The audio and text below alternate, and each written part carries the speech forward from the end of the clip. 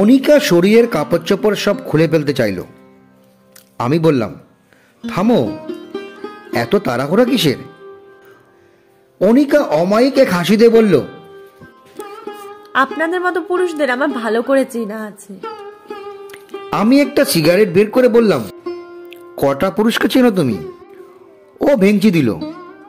আমি বললাম, আগুন আছে? ও ঝাড়ি দিয়ে বলল, আমি কি সিগারেট খাই? আমার কাছে আগুন থাকবে কেন? ওর সারা শরীরে রাগ টলমল করছে। রাগ হবেই বা না কেন?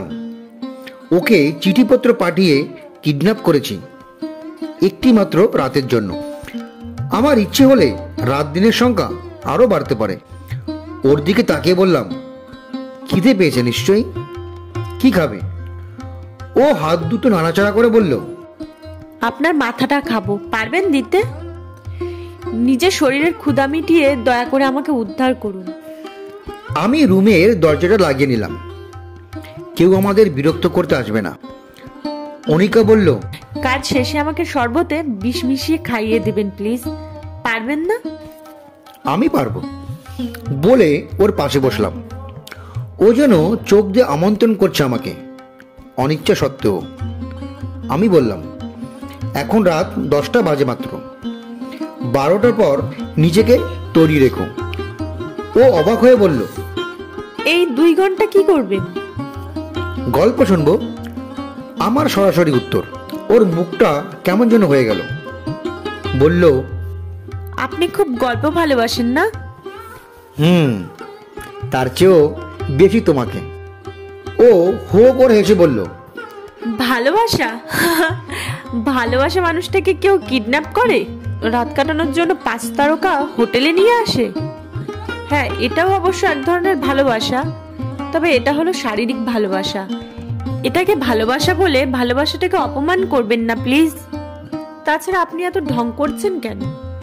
আমি তো আপনাকে বাধা দিচ্ছি না, চিৎকার করছি না, তাহলে কেন আমার উপরে ঝাঁপিয়ে পড়ছেন না? আমি ঝাঁপ দেব, তবে অন্যভাবে বলে ব্যাগ বের করলাম। ব্যাগে দেশলাই ছিল। বের করে সিগারেট ধরালাম। এক টান দিয়ে বললাম, তুমি আচ্ছা একটা মেয়ে, নিজে গল্প বলবে না। আচ্ছা আমিই বলি, তুমি শোনো, বেশি সময় লাগবে না।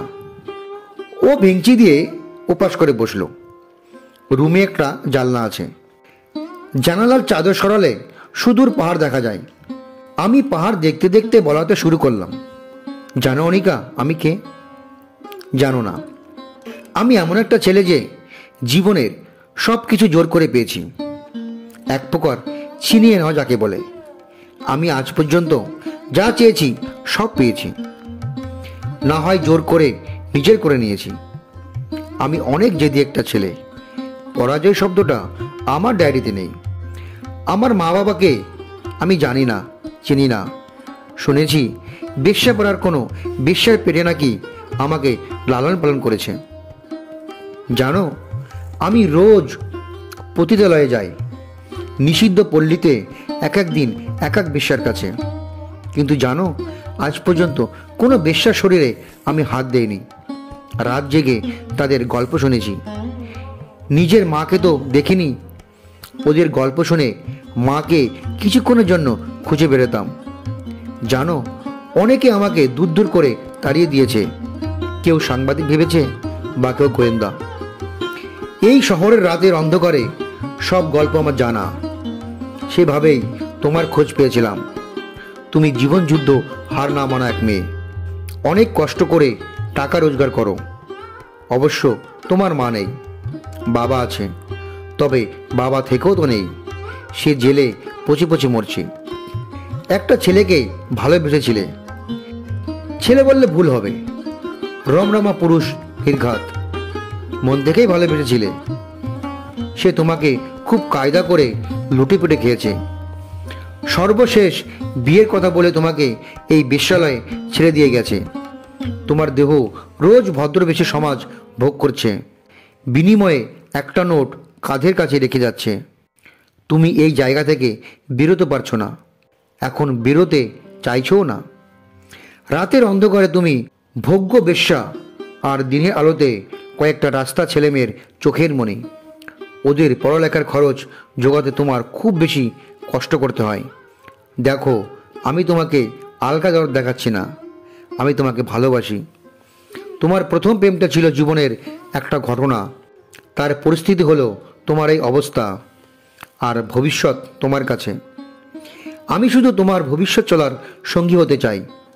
তোমাকে হয়তো প্রতি রাতে কিনতে পারবো, কিন্তু তোমার মন তো না। মন বড় ঝামেলার জিনিস অনিকা, জোর করে পাওয়া যায় না। আমি এখনও পাহাড়ের দিকে তাকিয়ে আছি।